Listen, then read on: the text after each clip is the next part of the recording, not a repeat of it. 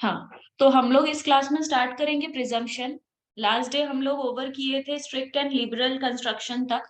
तो प्रिजम्पशन से आज स्टार्ट करेंगे। तो प्रिजम्पशन का मतलब क्या है? देखो, प्रिजम्पशन और अजम्पशंस को लोग सेम समझते हैं, बट बेसिकली सेम नहीं है। अजम्पशन क्या होता है? जो पर्सन टू पर्सन वैरी करता है। प्रिजम्पशन भी पर्सन टू पर्सन वैरी करता है, पर अजम्पशन करने का कोई बेस नहीं होता है, अजम्पशन को वैलिड नहीं माना जाता है। पर प्रिजम्पशन का मतलब होता है किसी चीज को मान लेना, समझ लेना, पर उसका एक वैलिड बेस होता है। मतलब आज अगर हम किसी के बारे में कुछ अज्यूम कर रहे हैं, तो वो जस्ट मेरा अजम्पशन है कि हमको ऐसा लगता है, उसमें फैक्ट का होना का कोई एविडेंस नहीं है। पर प्रिजम्पशन में फैक्ट होने का बहुत चांसेस होता है। तो ये यहाँ पे हम लोग क्यों पढ़ रहे हैं? क्योंकि इंटरप्रिटेशन ऑफ स्टैट्यूट का हम लोग मतलब ही समझ रहे थे, कुछ इंटरप्रेट करना, किसी चीज का मतलब समझना। तो कभी कभी ऐसा होता है कि लॉ में ऐसी कुछ बातें लिखी रहती हैं जिसको हम लोग इंटरप्रेट नहीं कर पाते हैं, एग्जैक्टली उसका मतलब समझ में नहीं आता है। तो हम लोग कुछ कुछ चीज के लिए प्रिजम्पशन कर लेते हैं, मतलब मान लेते हैं। तो where the meaning of the statute is not clear होगा, यहाँ पे नॉट क्लियर होगा। तो जब स्टैट्यूट में किसी भी बात का, कोई भी बात का मीनिंग क्लियर नहीं रहता है, तो there is no need for presumption. तो हम लोग, ओ सॉरी, यही होगा। When the meaning of the statute is clear, then there is no need for presumption. तब हम लोग को किसी भी presumption का जरूरत नहीं है। पर अगर मीनिंग क्लियर नहीं है, तब हम लोगों को प्रिजम्पशन का जरूरत पड़ता है। तो यहाँ पे क्या 6 प्रिजम्पशंस हम लोग याद करेंगे। ऐसे बहुत सारा प्रिजम्पशंस है, पर मेजर एग्जाम के लिए सिर्फ 6 याद करके जाएंगे। The words in a statute are used precisely and not loosely. तो जो भी वर्ड स्टैट्यूट में बहुत प्रिसाइसली और अच्छे से दिया हुआ है, वहां पे हम लोग को प्रिजम्पशन का कोई जरूरत नहीं पड़ता है। अगर स्टैट्यूट में, पर अगर कोई वर्ड बहुत प्रिसाइसली अच्छे से नहीं दिया हुआ है और बहुत लूजली दिया हुआ है, लूजली मतलब उसका 2-3 मतलब निकल सकता है, तो वहां पे प्रिजम्पशन करना पड़ेगा। दूसरा है मेंस रिया। मेंस रिया क्या होता है? मेंस रिया का मतलब होता है इंटेंशन।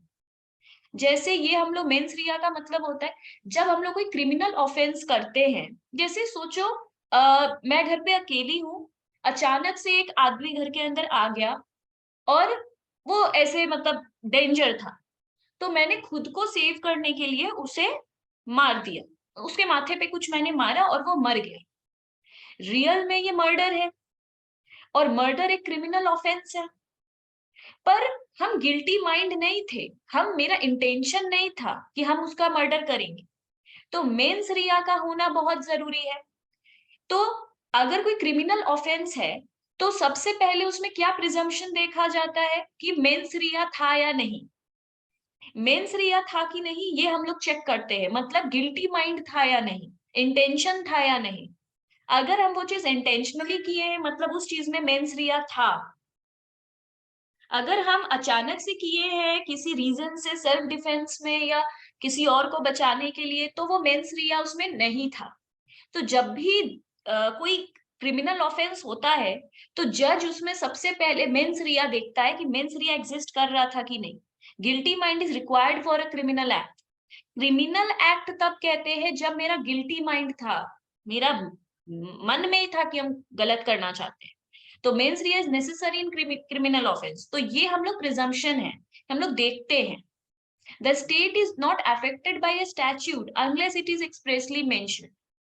जब तक स्टैट्यूट को कोई चीज अफेक्ट नहीं कर रहा है, मतलब अगर statute, the state is not affected मतलब अगर स्टैट्यूट से कुछ चीज अफेक्ट हो रहा है, मतलब एक ऐसा लॉ बना हुआ है, एक ऐसा एक्ट बना हुआ है जिससे कोई और चीज अफेक्ट हो रहा है, तब वहां पे हम लोग प्रिजम्पशन का जरूरत नहीं है। पर अगर एक ऐसा स्टैट्यूट है जिससे किसी को कोई फर्क ही नहीं पड़ रहा है, कोई स्टेट अफेक्ट नहीं हो रहा है, स्टेट मतलब कोई इवेंट, कोई चीज अफेक्ट नहीं हो रहा है, तो प्रिजम्पशन वहां पे जरूरत नहीं है।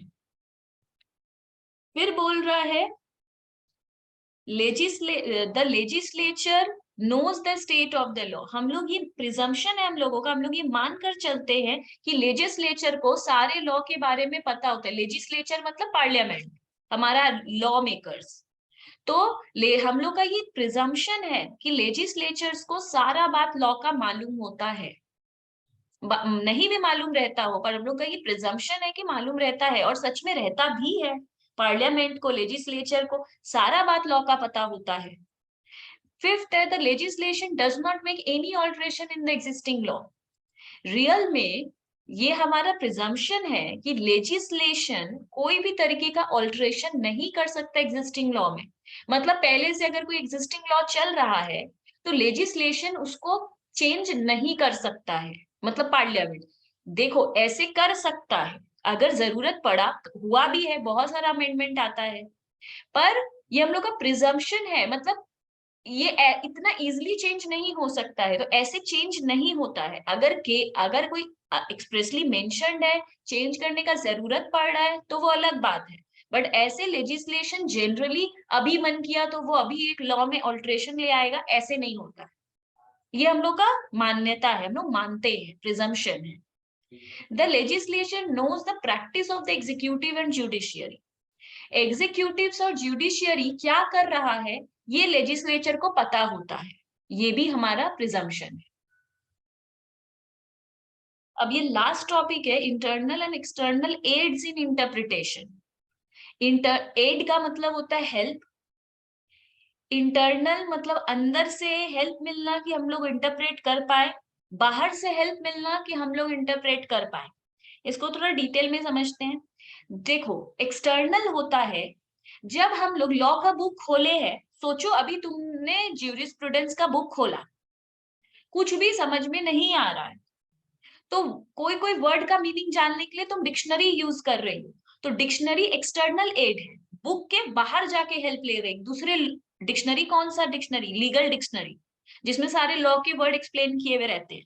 तो तुम सेल्फ स्टडी कर रही हो ज्यूरिस्प्रूडेंस को, तो ज्यूरिस्प्रूडेंस का बुक खोला, कुछ भी समझ में नहीं आ रहा है, बहुत सारा वर्ड्स ऐसा है जो समझ में नहीं आ रहा है, एक बात का दो तीन मीनिंग निकल रहा है, तो अभी कैसे इंटरप्रेट करोगी, कैसे समझोगी? तो एक लीगल डिक्शनरी खरीद कर लाई, जो वर्ड इसमें ज्यूरिस्प्रूडेंस में समझ में नहीं आ रहा है वो जाके तुम लीगल डिक्शनरी में ढूंढ रही। तो हम लोग बुक के बाहर हेल्प ले रहे हैं, this is external aid of interpretation. हम लोग कोई फॉरेन डिसीजन को रेफर कर रहे हैं, बहुत सारा केस स्टडी होता है, तो कोई फॉरेन डिसीजन को रेफर कर रहे हैं, बाहर से रेफर कर रहे हैं।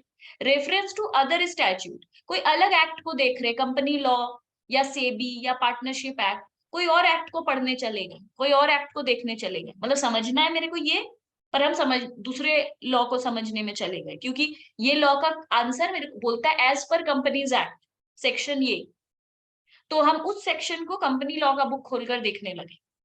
तो हम ये चीज समझने के लिए दूसरे एक्ट को देख रहे हैं, बाहर से हेल्प ले रहे हैं। Fourth, reference to reports of committee, committee का बहुत सारे रिपोर्ट आता है, उन कमिटी के रिपोर्ट्स को पढ़ रहे हैं। पार्लियामेंट्री हिस्ट्री, पार्लियामेंट के प्रीवियस डिसीजंस को देख रहे हैं। तो ये जितना हेल्प है हम बुक के बाहर से ले रहे हैं, पर इंटरनल है बुक के अंदर से ही। जैसे बहुत सारा टाइटल को ही देख के समझ में आ जाता है अंदर किस बारे में लिखा होगा। जैसे कुछ स्टूडेंट्स अगर टॉर्ट्स का, चैप्टर का नाम ही है टॉर्ट्स, तो स्टूडेंट को लगता है अरे ये टॉर्ट्स क्या है, टाइटल ही समझ में नहीं आ रहा है। अगर वो खोलता है सोर्सेज ऑफ लॉ, तो लॉ का सोर्स होगा इसके अंदर, पर लॉ कहाँ से आया है ये नहीं समझ में आता। तो बहुत बार टाइटल देख के ही समझ में नहीं आता है अंदर क्या होगा, पर बहुत बार ऐसा होता है कि टाइटल देखकर ही समझ में आ जाता है पूरे चैप्टर में क्या होगा। जैसे कॉन्ट्रैक्ट एक्ट, नाम से ही पता चलता है अंदर कॉन्ट्रैक्ट के बारे में लिखा होगा, कॉन्ट्रैक्ट कैसे, कौन किससे करता है, कैसे, ये सब लिखा होगा। तो हम टाइटल देख के ही समझ गए, मतलब बुक को देख के ही समझ गए इसके अंदर क्या लिखा होगा, टाइटल।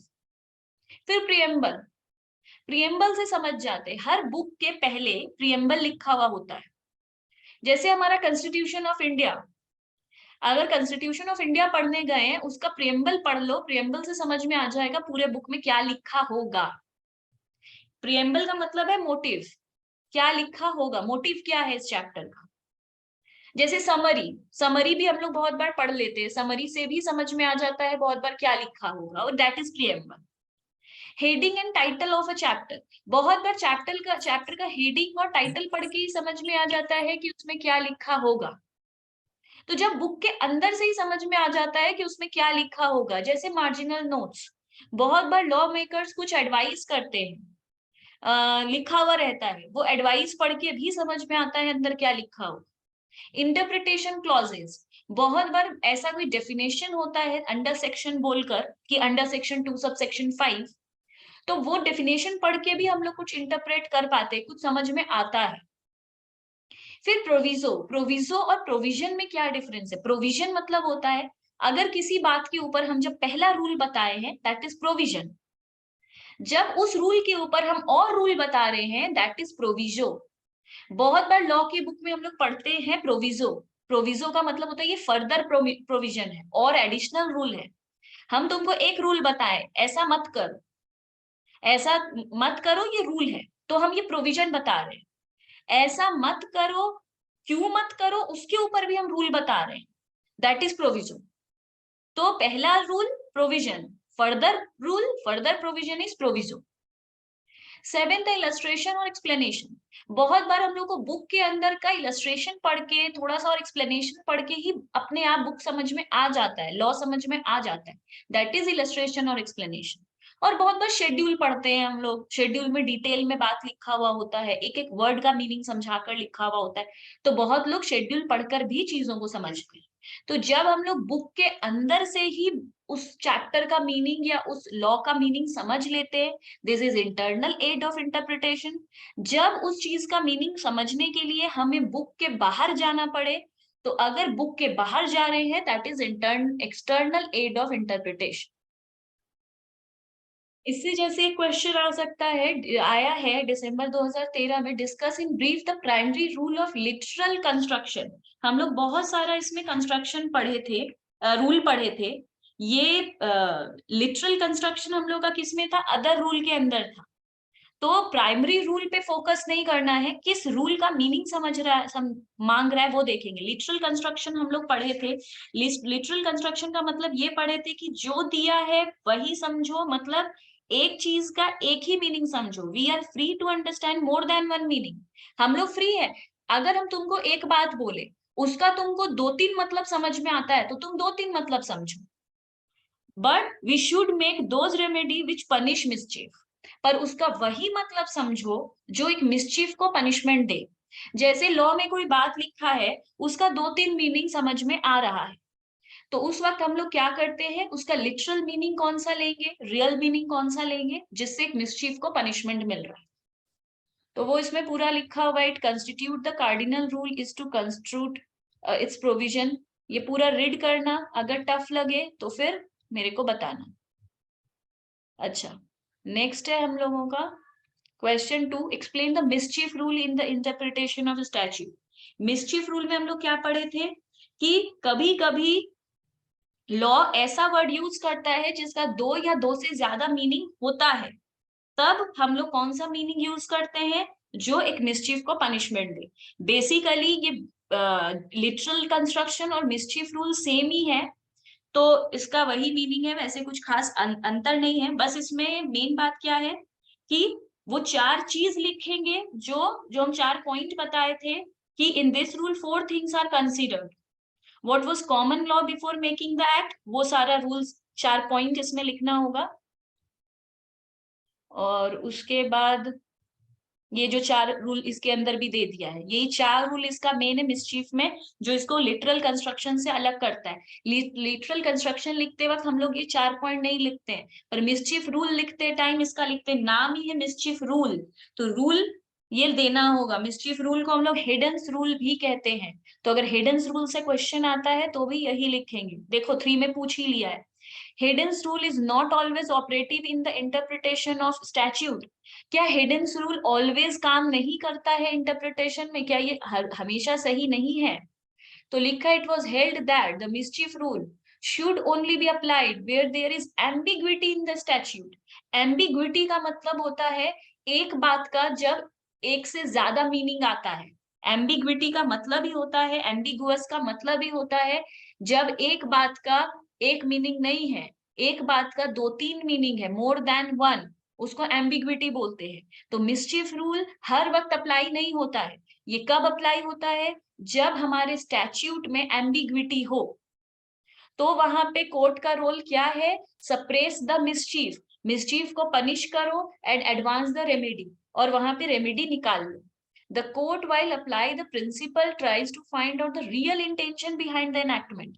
जब भी कोई चीज होता है, कोई एनैक्टमेंट होता है, कोई चीज ऑफेंस या कुछ भी होता है, तो कोर्ट क्या देखता है? कोर्ट देखता है जिसने किया है उसका रियल इंटेंशन क्या था। अगर क्राइम, जो गलती किए हैं हम, अगर मेरा रियल इंटेंशन था तुमको हार्म करने का, तो फिर हम मिसचीफ काउंट होंगे और हम सप्रेस होंगे, पनिश्ड होंगे।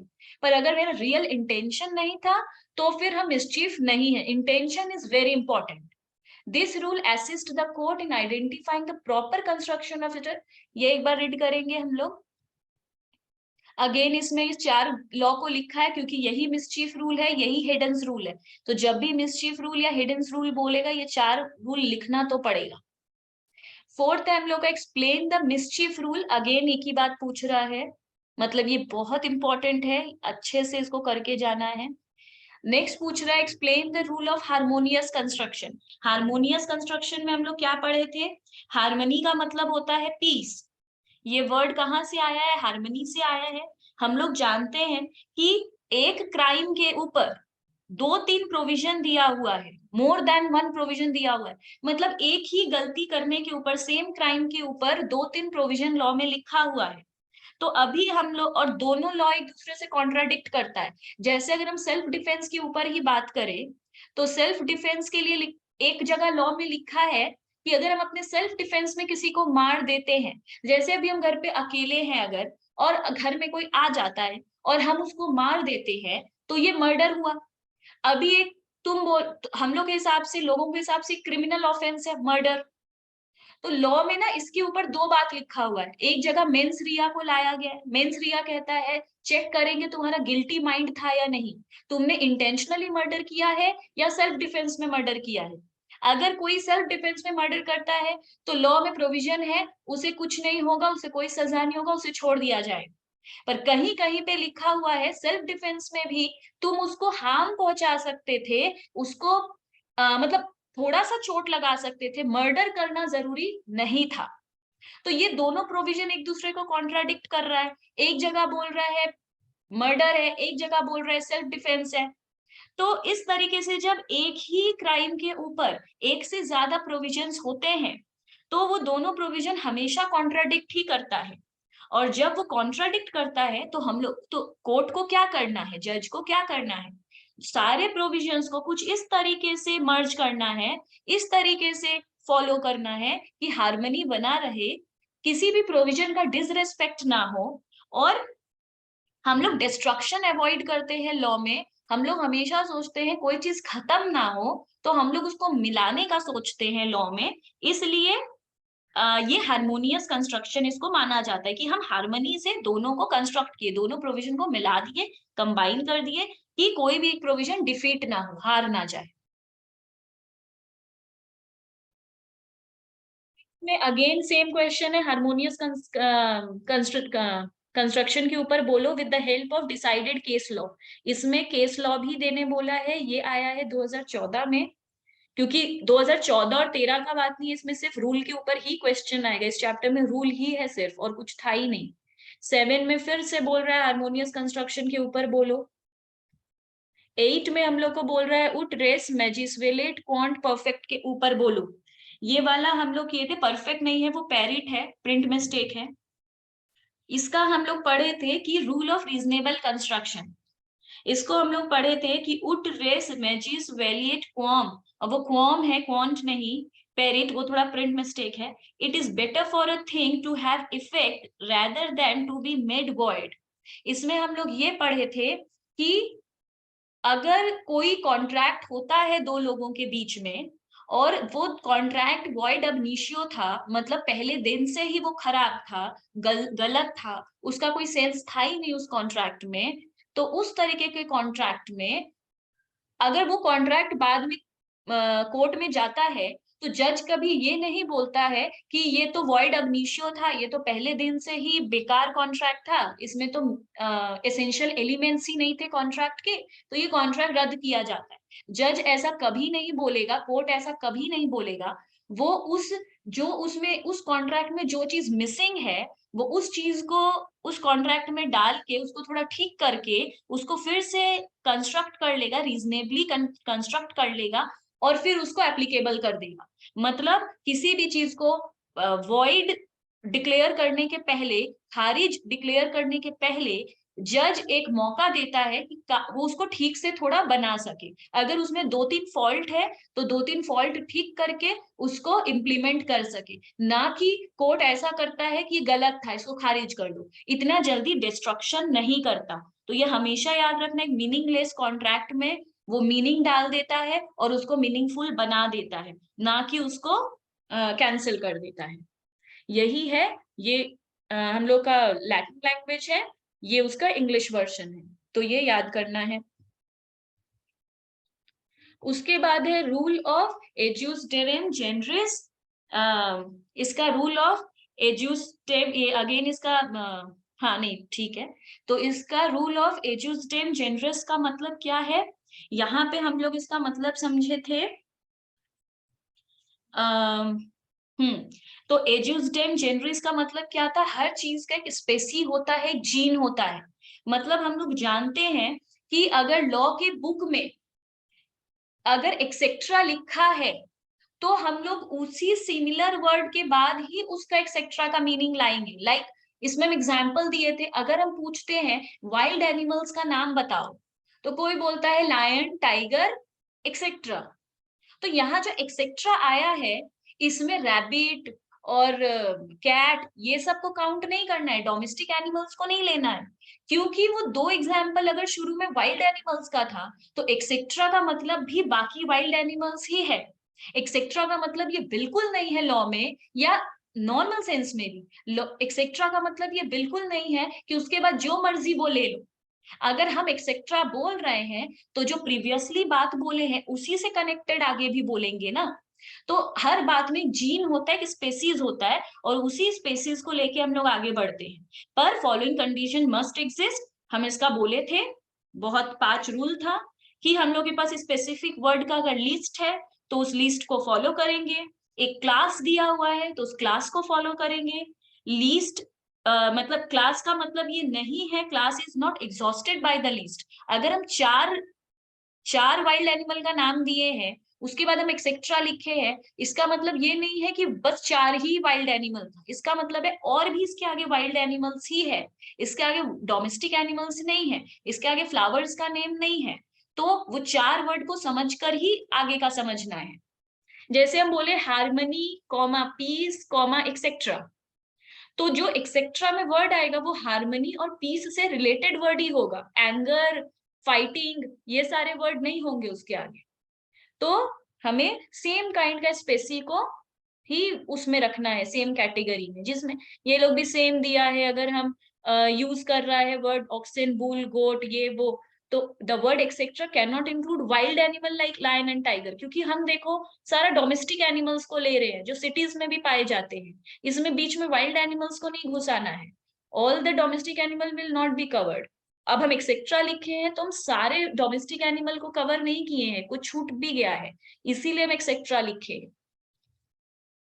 फिर सेम पूछ रहा है एज्यूस्टेम जेनरिस, सेम सेम आंसर है दोबारा। ये हम सिर्फ दिए कितनी बार वो आया है और वो क्वेश्चन कितना इंपॉर्टेंट है। क्वेश्चन 11 में फिर से वही है। क्वेश्चन 12 में है expression rule is exclusion alters rule of expression interpretation. इसका मतलब हम लोग को क्या दिया है, हाँ वो एक्सक्लूसिव वाला जो एक्सप्रेशियो था ना, एक्सप्रेशियो यूनिस एक्सक्लूशियो ऑल्टरिस, जो अदर रूल्स का नंबर 1 था। इसका मतलब क्या था कि अगर लॉ में किसी चीज को स्पेशली अगर हम बोल रहे हैं कि अगर लॉ में कोई बात लिखा हुआ है कि ये चीज इंक्लूड किया गया है, तो बस वही चीज इंक्लूड किया गया है। जो नाम हम नहीं बोल रहे हैं वो उसमें नहीं है। जैसे एक क्लास में लड़के भी हैं लड़कियां भी हैं, मैं कह रही हूं सारे लड़के खड़े हो जाओ, तो सिर्फ लड़के ही खड़े होंगे। बीच में एक लड़की उठकर नहीं पूछेगी कि हम लोग खड़े नहीं हुए। तो मेरा आंसर क्या होगा? हम बोले हैं कि लड़कियां खड़े हो जाओ, हम बोल रहे क्लियरली कि लड़के खड़े हो जाओ। तो लॉ बहुत क्लियरली बताता है कि ये चीज है, तो उसमें कोई डाउट नहीं रहना चाहिए कि वो चीज नहीं है। ऐसा क्वेश्चन नहीं आना चाहिए। जो लिखा है वही है, जो एक्सक्लूड है वो एक्सक्लूड ही है। 13 में रूल ऑफ, अच्छा ये वाला है मेरा सेकेंड वाला, कॉन्टेम्पोरिया कॉन्टेम्पोरेनिया एक्सपोसिशियो ईस्ट ऑप्टिमा ईस्ट फोर्टिसिमा इन लेगे। इसका मतलब हम लोग क्या पढ़े थे? हाँ, इसका मतलब हम लोग पढ़े थे जो ओल्ड लॉ है, जब भी देखो, एक है लॉ जो लॉ मेकर्स ने बहुत पहले 200-300 इयर्स पहले लिखा है, मतलब ब्रिटिश इंडिया के बाद हम लोगों ने खुद का इंडियन लॉ बनाया था 1956 में। इंडियन लॉ खुद, ब्रिटिश लॉ को ही हम लोग लेकर चल रहे हैं डेफिनेटली। हम लोग का जो लॉ है वो इंग्लिश लॉ ही है, बट उसमें इंडियंस ने थोड़ा अपना अमेंडमेंट को इनेक्ट किया है, घुसाया है, और वो कंप्लीट इंडियन लॉ बन के तैयार हुआ था 1956 में। 1956 के पहले जितना लॉ था 200-300 साल तक, वो सारे ही मुस्लिम लॉ थे। मुगल्स ने बनाया था, ब्रिटिश ने बनाया था, जो ईस्ट इंडिया ने क्रिएट किया था। तो ये जो सारा लॉ था इसे ओल्ड लॉ कहते हैं हम। तो लॉ में ऐसा बोला गया है कि ओल्ड लॉ को भी वैसे ही पढ़ो जैसे लॉ मेकर्स ने उसे लिखा था। मतलब जब कोई तुमको कुछ बोलता है, जब हम लोग व्हाट्सएप में अभी मैसेज पढ़ते हैं, तो हम लोग उसी तरह पढ़ते हैं जिस तरह उसने लिखा है। अगर मैं तुम्हें कुछ लिख कर दे रही हूं, तो तुम उसे वैसे ही पढ़ती हो जिस टोन में मैंने बोला होगा। तो हम लोग समझ जाते हैं सामने वाले ने किस टोन में ये बात बोला हो, तो हम लोग उसको वैसे ही पढ़ते हैं। तो लॉ मेकर्स ने कहा है कि ओल्ड लॉ को वैसे ही पढ़ो जैसे वो लिखा गया था। तो if any word in the law is not applicable in the current society, अगर देखो ओल्ड लॉ को मॉडर्न लॉ से हम लोग थोड़ा चेंज किए हैं अमेंडमेंट लाकर, क्योंकि जो लॉ 1956 में 1960 में बना था वो 2023 में एप्लीकेबल नहीं है। बहुत सारा ऐसा बात है जो उस टाइम सही था आज सही नहीं है, तो हम लोगों ने लॉ में उस चीज को चेंज किया है। तो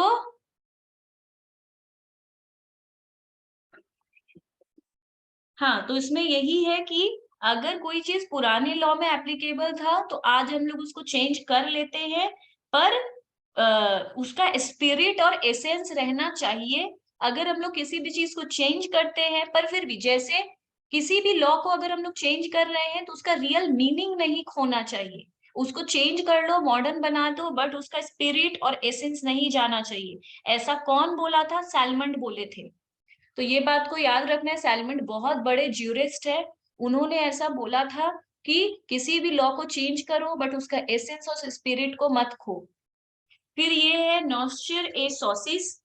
नॉस्चर ए सॉसिस का मतलब हम लोग ये समझे थे कि किसी को भी जाना जाता है उसके एसोसिएट से। आज किसी भी पर्सन का जब हम लोग कैरेक्टर पता करते हैं तो उसके दोस्तों से पता करते हैं, उनके फैमिली से पता करते हैं।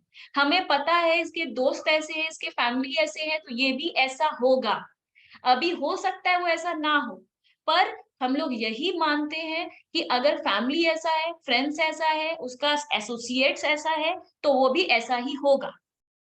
तो लॉ में भी ऐसा ही बोला जाता है कि हर हर चीज को हम लोग उसके सराउंडिंग से जानते हैं। तो अगर कोई भी चीज कोई भी पर, तो इसका मतलब यही है कि अगर कोई वर्ड जैसे हार्मनी लिखा है और पीस लिखा है, हार्मनी एंड पीस, हम लोग को हार्मनी का मतलब नहीं पता है पर पीस का मतलब पता है। तो हम लोग अपने आप ही क्या करेंगे, पीस का मतलब पता है शांति, तो हार्मनी का मतलब भी कुछ अच्छा ही होगा, शांति जैसा ही होगा। तो हम लोग को हार्मनी का मतलब नहीं पता है पर अपने आप ही मतलब निकाल लिए, क्यों? उसके साथ कौन बैठा है? पीस। तो अगर पीस का मतलब हमें पता है और हार्मनी का मतलब नहीं पता है, तो we can understand the meaning of harmony with the help of peace, जैसे रियल लाइफ में भी होता है। 15 में सेम लिटरल कंस्ट्रक्शन होगा, लिबरल लिखा है, लिटरल होगा, सेम मीनिंग है।